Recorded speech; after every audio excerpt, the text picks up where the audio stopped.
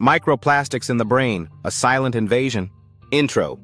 Could tiny plastics be altering our brains? What if I told you that your brain might be full of plastic?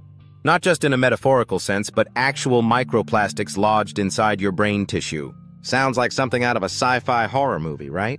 Well, scientists have now discovered that the brain contains 10 times more microplastics than other organs. That's right. Those tiny plastic particles from the air, water, and even our food aren't just passing through our bodies. They're accumulating in one of the most important organs we have. But what does this mean for our health? Could microplastics be affecting our memory, mood, or even causing neurological diseases? Let's break down what we know, how these particles get into our brains, and what this could mean for the future of human health. Before we dive in, don't forget to like, comment, and subscribe to stay updated on mind-blowing science discoveries. How did scientists find microplastics in the brain? Could this discovery change how we think about pollution? For years, scientists have known that microplastics exist in our blood, lungs, and digestive system. But until recently, they didn't have the tools to detect them in the brain. A groundbreaking study analyzed brain tissue samples from both humans and animals, and the results were shocking. 1. The brain contained 10 times more microplastics than any other organ. 2. Tiny plastic particles were lodged deep inside brain cells. 3. Some were even found inside neurons, the very cells responsible for our thoughts and emotions. This raises a terrifying question. If microplastics are reaching the brain, could they be changing how we think, feel, and function? How do microplastics get into the brain? Could something as simple as breathing be filling your brain with plastic? Most of us imagine microplastics being swallowed through contaminated food or water. But scientists say there are multiple ways these tiny particles could be infiltrating our brains. Inhalation. 1. Microplastics are in the air we breathe. 1. Once inhaled, they can travel through the bloodstream and reach the brain. Food and water contamination. 1. Studies show microplastics in bottled water, seafood, and even salt. 2. These particles enter our digestive system and may cross into the bloodstream. Blood-brain barrier breach. 1. The blood-brain barrier is supposed to protect our brain from toxins. 2. However, recent studies suggest that nanoplastics, even smaller plastic particles, may be slipping through.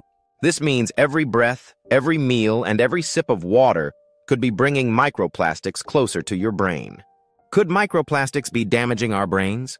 What if plastic pollution isn't just harming the environment, but our minds too? Now that we know microplastics are in the brain, the next big question is, are they harming us? Scientists are still studying the long-term effects, but here are some potential risks. Neuroinflammation. 1.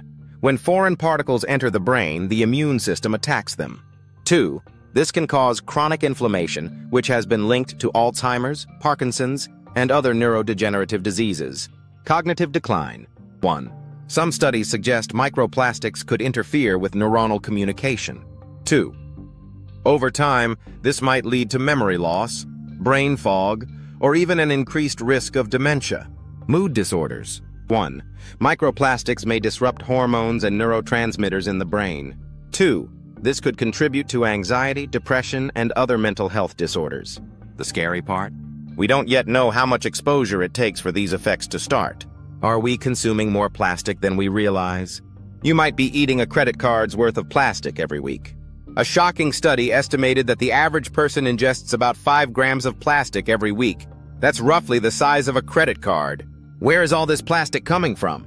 In tap and bottled water, microplastics have been found in 90% of bottled water samples.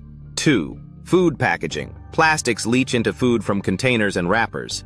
3. Seafood. Fish and shellfish often contain microplastics from polluted waters. 4. Cosmetics and skincare.